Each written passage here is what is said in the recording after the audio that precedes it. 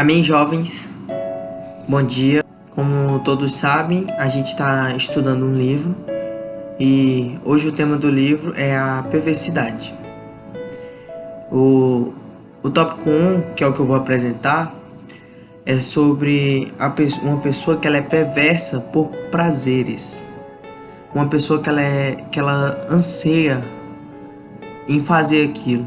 Começa com a história, né? A história de alguns rapazes que estudavam na mesma escola e eram já tarde e eles tiveram a brilhante ideia de pegar ovos e tacar nas casas das pessoas. E a ideia deles foi essa e eles partiu para cima.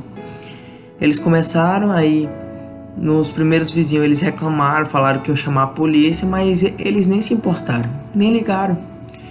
Logo, eles tiveram a brilhante ideia de fazer isso com um senhor de idade. Eles disseram, vai ser engraçado. Não sei qual é a mentalidade deles, mas eles acharam que ia ser engraçado. E foi isso que eles foram fazer. Eles foram lá no senhor Adams, bateram na porta. Quando ele saiu, eles acertaram ovos, um na cabeça dele e outro na perna. E já era um senhor muito debilitado, ele caiu no chão, ele passou mal. Enquanto a esposa tentava ajudar o senhor de idade, o senhor Adams, os jovens saíram correndo e nem ligaram pro que eles fizeram, nem viram, né? Mas esse coração perverso, esse coração que não procura Deus, que não quer saber do Senhor, ele é muito ruim. Ele é um coração que anseia em fazer coisas más. O perverso, eu fui pesquisar, o perverso significa uma pessoa que anseia o mal, anseia fazer o mal com os outros. Eles têm a tendência de praticar crueldade. Eles são malvados, eles gostam de praticar maldade com as pessoas. E tem um versículo que fala assim, a segunda parte do versículo fala, pés que se apressam a correr para o mal. Ser alguém perverso é alguém que quer correr para o mal, corre pro mal, ele quer o mal. E a gente não deve ter esse coração perverso, esse coração de correr pro mal. Nós temos que pedir a Deus para que Ele venha cuidar de nós, para que Ele venha nos dar um pouco do Espírito dele. Quando a gente invoca o nome do Senhor, o invocar do Senhor é tão rico que ele tira a maldade, tira a perversidade. E em Efésios fala que a gente não está lutando contra carne nem sangue, mas sim contra os principados e potestades.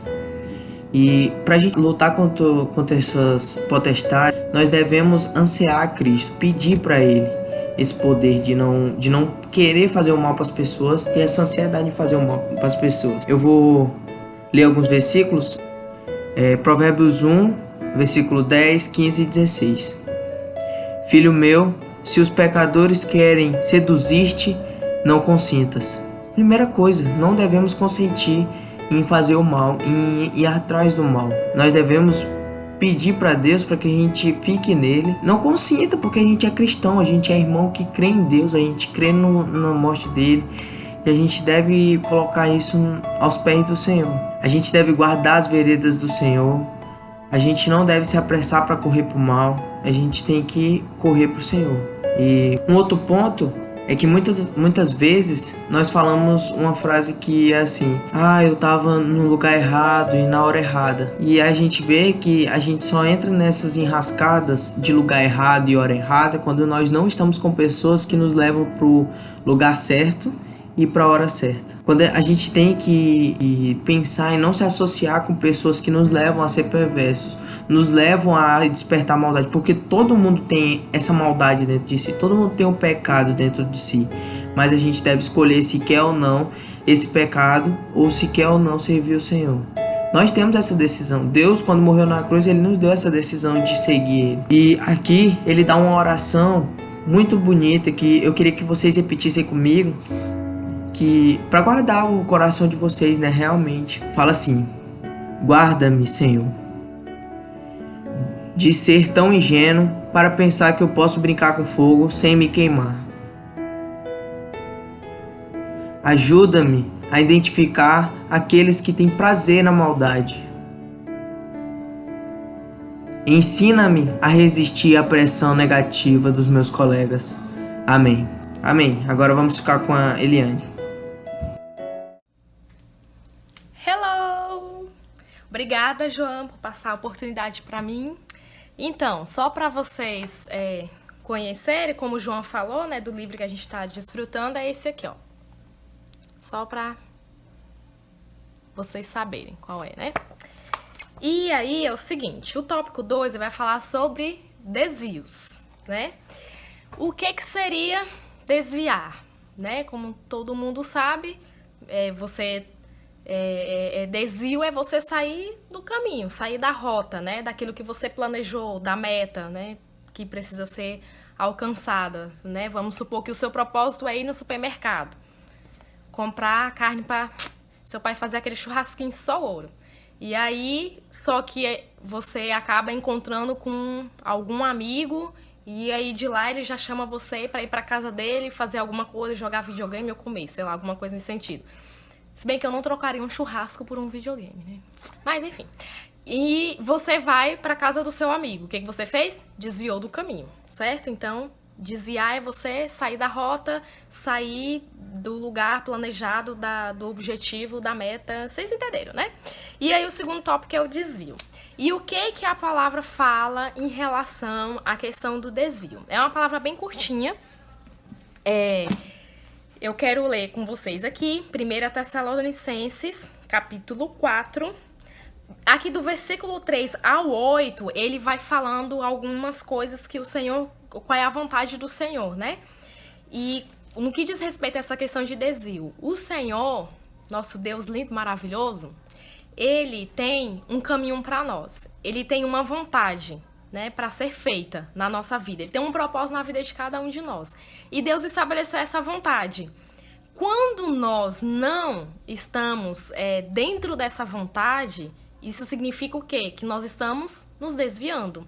E qual seria essa vontade? Qual é a vontade de Deus? 1 Tessalonicenses capítulo 4, versículo 3. Vou começar com 3 aqui. Pois essa é a vontade de Deus, a vossa santificação, que vos abstenhais da prostituição. Que cada um de vós saiba possuir o seu próprio corpo em santificação e honra, e ele vai falando vários itens. Então eu quero colocar alguns pontos chaves aqui. Qual seria a vontade de Deus? Qual é o caminho que ele quer que nós prossigamos? Seria que nós possamos ser pessoas santas, né? A vontade de Deus é que nós possamos ser santos, que nós nos abstenhamos da prostituição, certo? Que aqui a gente pode colocar como os prazeres carnais, né? Então, toda vez que eu vou satisfazer os meus desejos, né, as minhas vontades carnais da minha alma, isso significa que eu já estou me desviando de um dos caminhos que o Senhor está propondo, né? Ele fala que queremos que nós sejamos pessoas honrosas também, né? Que nós honramos, né, o nosso corpo, que no caso seria o templo do Espírito Santo. E ele vai falando várias coisas. E aí lá no versículo 7 é muito interessante, porque ele fala: porquanto Deus não nos chamou para a impureza, e sim para a santificação. O ponto-chave da vontade de Deus na nossa vida é que nós tenhamos um caminho de santificação. É isso que o Senhor quer. Deus é santo e Ele quer que nós sejamos santos. Esse é o caminho que Ele tem para nós. Quando eu faço coisas que não me levam à santidade, que não me levam à santificação, significa o quê? Que eu estou desviando do caminho. E aí ele fala, no versículo 8, dessarte quem rejeita essas coisas, não rejeita o homem, e sim a Deus, que também vos dá o seu Espírito Santo. E aí o que acontece? Tá, voltando ao exemplo do supermercado. O seu pai manda você ir lá comprar carne para fazer aquele churrasquinho, e aí você se desvia indo para casa do seu amigo. Quando isso acontece, a partir do momento que você se desviou, né, do caminho do supermercado indo para casa do seu amigo, não que você não possa ir para casa dele, mas você deixou de cumprir algo que o seu pai te deu, uma comissão. E aí, o que isso significa? Que você desobedeceu ao seu pai, certo? Quando você se desvia do caminho, você teve uma desobediência, você não fez aquilo que ele pediu para você fazer. E aí, o que acontece? Aqui no versículo 8 diz o quê? Que quando nós rejeitamos essas coisas, nós não estamos rejeitando ao homem, mas nós estamos rejeitando a Deus. Quando nós desviamos do caminho de santificação, nós estamos rejeitando o próprio Deus, né? Senhor Jesus. E aí, Agora, vamos lá, também aqui para uma porção muito rica em Provérbios, que esse livro ele vai estudar sobre Provérbios. Em Provérbios, o que ele diz? No capítulo 3, versículos 5 ao 6. Talvez você analise a sua vida, a sua situação, e você, poxa, eu tô numa vida que eu desviei. Se você perceber que você já se desviou do caminho pelo qual o Senhor colocou, se você se desviou, se você foi para outro lugar, para outro caminho, ainda tem esperança, porque em Provérbios capítulo 3, versículos 5 ao 6, ele diz: confia no Senhor de todo o teu coração e não te estribes no teu próprio entendimento. Reconhece-o em todos os teus caminhos e ele endireitará as suas veredas, né? Ou seja, os seus caminhos, né? Então, o que diz aqui? Que nós precisamos confiar no Senhor de todo o teu coração. Jovem, confia no Senhor de todo o teu coração. Se você fizer isso e reconhecer os teus caminhos, o Senhor endireitará as suas veredas. E aí você pode voltar ao caminho original pelo qual o Senhor tem um propósito. Amém? E por último, em Deuteronômio capítulo 30, aqui ele fala sobre a questão da escolha, né? É uma palavra aqui para o povo de Israel que se aplica a cada um de nós também. Aqui Deus fala para o povo que ele propõe a vida e a morte. O caminho que Deus escolhe para nós é um caminho de vida. Mas quando nós nos desviamos desse caminho, resta o caminho de morte. Não existe 3 caminhos, existe apenas 2. Vida e morte. E quando nós nos desviamos do caminho do Senhor, que é um caminho de vida, às vezes a pessoa pode falar assim: eu nem tô na igreja, nem tô no mundo. Nem tô no Senhor, mas também não sou do inimigo. Não tem como, não tem como. Só existe 2 caminhos. Se você perceber que você não está nesse caminho de vida, provavelmente você está no caminho de morte, de trevas, né? Mas aí o Senhor, ele é maravilhoso, porque ele fala, existe 2 caminhos, mas quem escolhe é você. Você pode escolher o caminho de vida ou você pode escolher o caminho de morte. Mas aí ele fala no versículo 19 ao 20, os céus e a terra tomam hoje por testemunhas contra ti, que te propus a vida e a morte, a bênção e a maldição. Escolhe, pois, a vida para que vivas tu e toda a tua descendência. Qual é a maneira de escolher a vida? Como você vai saber? Poxa, eu quero escolher a vida, mas como eu sei que eu tô no caminho certo? Amando o Senhor amando o Senhor teu Deus, dando ouvidos à sua voz e apegando-te a Ele. Se nós praticamos esses 3 itens, significa que nós estamos no caminho de vida e não estamos nos desviando do caminho do Senhor. Amém? Então agora é com o João. Oh, Senhor Jesus, amém. Para dar continuidade, né? O próximo tema que eu vou aplicar agora é a armadilha. Para iniciar esse tema, começa com a história de Tiago. Tiago era um jovem que tinha acabado de ganhar uma motocicleta dos seus pais e ele estava andando pela uma avenida. Ele sabia que estava muito calmo, muito escuro. E ele sabia que naquele lugar tinha ocorrido muitos assaltos, muitos maltratos contra as pessoas. E ele já ficou um pouco atento. Quando ele anda mais um pouco, ele vê um galho estirado sobre a rua. E na hora vem o pensamento na mente dele que fala: acelera, vai mais rápido. E foi isso que ele fez. Ele acelerou, foi mais rápido, conseguiu passar com um pouco de dificuldade, mas conseguiu. E quando ele anda mais um pouco, ele olha para trás e vê os homens mal saindo do esconderijo falando que droga, ele conseguiu, que horrível, a gente não conseguiu pegar esse. E Tiago dá graças a Deus por ter conseguido escapar sem muitos arranhões, sem sofrer nada, agradecendo a Deus pelo que aconteceu, por ele ter saído daquilo. E a gente vê que no decorrer dessas palavras que a gente vem tendo, estudando provérbios, estudando o seu falar, a gente vê que a gente começa a criar um pouco mais de sabedoria. O Senhor vem dar mais sabedoria para nós. Ele fala mais conosco. Ele tem aplicado essa palavra no nosso ser. E em Provérbios 3, 21, fala assim. Eu vou ler alguns versículos de Provérbios 3. Provérbios 3, 21. Filho meu, não se apartem essas coisas dos teus olhos. Guarda a verdadeira sabedoria e o bom senso. 25. Não temas o pavor repentino, nem arremetidas dos perversos, quando vier. 26. Porque o Senhor será a tua segurança e guardará os teus pés de serem presos. É o Senhor que guarda nossos pés. É o Senhor que guarda a gente dessas armadilhas. É o Senhor que guarda a gente do caminho dos perversos. O Senhor, Ele vem guardando o nosso ser. O Senhor vem tirando todo esse peso que tem no nosso coração. Vem tirando todas as armadilhas de Satanás. Ele cita que tem outro tipo de armadilha que existe muito no mundo dos jovens também. Que é o tipo de amizade que a gente cria, que a pessoa bajula, a pessoa diz que faz tudo pra você, finge ser seu amigo mais próximo, só que na verdade essa pessoa tá esperando só uma oportunidade para te difamar, para passar a perna, para fazer o mal para você.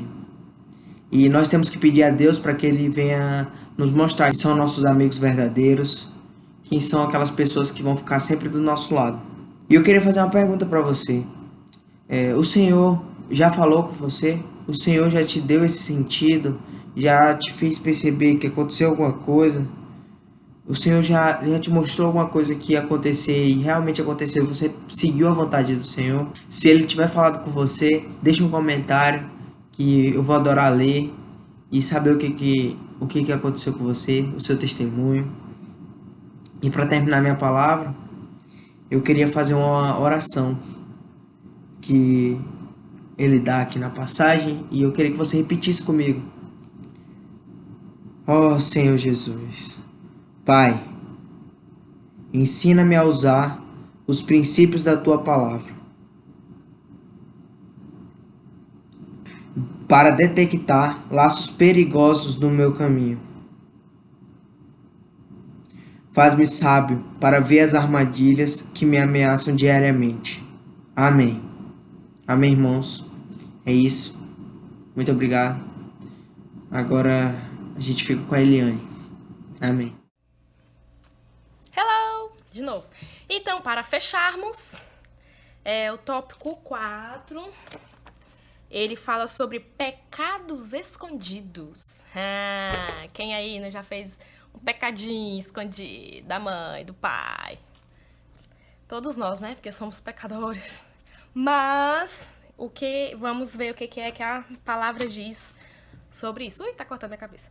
Tá, Provérbios, capítulo 10, versículo 9. Quem anda em integridade anda seguro, mas o que perverte os seus caminhos será conhecido. Você já percebeu que quando... claro que existe aquele pecado que você peca, digamos assim, que não é proposital, né? Não é proposital, porque o pecado está em nós. Às vezes você, sei lá, tá de cabeça quente, magoa alguém, fala de um jeito ignorante, machuca a pessoa, às vezes você faz uma mentira, assim, pra encobrir alguma coisa e na hora... Claro, nada justifica, mas, assim, existe coisas que no nosso dia a dia, no nosso ato, assim, que vai acontecer, mas a gente vai lá, se arrepende e se ajeita. Mas existe aqueles pecados que às vezes a gente faz propositalmente, sabe? Propositalmente a gente faz. A gente chega até planejar, sabe? Por exemplo, a gente sabe que na nossa vida cristã, o namoro fora do casamento, as relações sexuais, não é permitido, certo? Deus condena isso aí. Só que às vezes, sei lá, você tá gostando tanto de uma pessoa e aí você combina de sair escondido com ela, mente pro pai, pra mãe, fala que vai dormir na casa da amiga, mas vai se encontrar com o menino e não sei o quê. Pode acontecer. Isso aqui eu tô dando um exemplo clássico aqui, né? Mas aí, o que acontece? Geralmente, quando a gente peca propositalmente, a gente sabe que tá pecando, a gente chega até a planejar a situação. Você já percebeu que você não se sente seguro? Você fica com medo, você fica aquela coisa, tipo assim, você sabe que a sua mãe não tá ali, você sabe que o seu pai não está ali. Às vezes eles estão até viajando, tá em outro estado, mas você se sente uma insegurança tão grande, sabe? Uma voz que passa, ai meu Deus, isso aqui parece do irmão responsável da minha localidade, essa voz. Ai meu Deus, não sei o quê. Você fica todo inseguro, você fica, sabe? Por quê? Porque, olha só, o que perverte os seus caminhos será conhecido. O que anda com integridade anda seguro. A maneira de nós andarmos seguros é o quê? Andando em integridade, né? Que seria um caminho o quê? De não pecar. E aí, ele fala que o que perverte o seu caminho será conhecido. Você pode planejar, você pode fazer as coisas, mas, olha, uma hora vai ser conhecido. Porque pode não ter ninguém que você conheça que tá ali próximo de você. Ou às vezes os seus amigos ou as pessoas que você confia, que são seus amigos e que diz que não vai dizer pra ninguém. Mas Deus, ele está ali. Deus está ali. E olha, gente, eu digo por experiência própria. Na minha adolescência, eu planejei fazer alguns pecadinhos, confesso pra vocês, mas não deu certo. Não tinha ninguém ali que eu conhecia. Mas o espírito falava tão forte dentro de mim, gente, tão forte, que eu chegava assim, eu falava, gente, eu não posso mais não, eu preciso vazar, porque Deus tá aqui, tá me incomodando, e eu saía correndo. Todo mundo achava que eu era louca, mas enfim. Porque Deus faz conhecido, chega uma hora. Só que esse pecado, ele é exposto para nos levar ao arrependimento. 1 João, capítulo 1, né, ali a partir do versículo 5, e o que ele fala? Versículo 5 ao 7, né, eu gosto muito desse versículo, porque ele diz que se nós pecarmos, nós temos o sangue. E quando nós confessamos, Jesus, ele nos purifica de todo pecado. Então, nem Deus lembra do nosso pecado, nem Jesus, ele vai lembrar, porque ele nos purifica. A gente só precisa ter um arrependimento genuíno, um arrependimento cabal e realmente, né, a gente nos purificar com o sangue, amém? Aí, olha só, para aqueles que acham que isso é besteira, eu consigo fazer as minhas coisas e ninguém fica sabendo de nada, não acontece nada, né? Vamos lá em Provérbios capítulo 6, versículo 28. Ou andará alguém sob brasas sem que se queimam os seus pés? Eu desafio você, anda numa brasa sem queimar anda numa brasa, quente, óbvio. E eu quero ver se você não vai queimar seus pés. É o resultado, essa é a consequência. O pecado tem consequência, né? E ele tem consequência. Você anda numa brasa quente, você vai queimar seus pés, obviamente. É o que a palavra aqui diz. Então, se você peca, vai ter consequência. No entanto, toda pessoa que peca ou que faz uma coisa errada, vamos colocar aqui no nosso mundo, por exemplo, diante da lei, a pessoa foi lá e roubou alguém. Beleza, é um ladrão. Se ele confessa, o tempo de prisão que ele vai ter é menor do que aquele que rouba e não confessa. Mas que depois ele tem provas contra ele, contra o que ele fez, entendeu? Então, assim, o Senhor, ele é um Deus misericordioso. Não é pra gente tá aí pecando. Mas se acontecer, confessa, se lava com sangue, que o Senhor vai purificar e você vai ter um novo começo. Amém? Que o Senhor abençoe vocês. Fazer uma oração rapidinho. Senhor Jesus, obrigada pela vida de cada jovem, de cada pessoa que está nos escutando, Senhor. Que o Senhor realmente venha nos ajudar, Senhor, a mantermos no teu caminho. Senhor, não queremos nos desviar. E se isso acontecer, ó, que o Senhor nos dê um coração de arrependimento e possamos sempre voltar para o teu caminho. Amém. Que o Senhor abençoe. Beijinho. Tchau.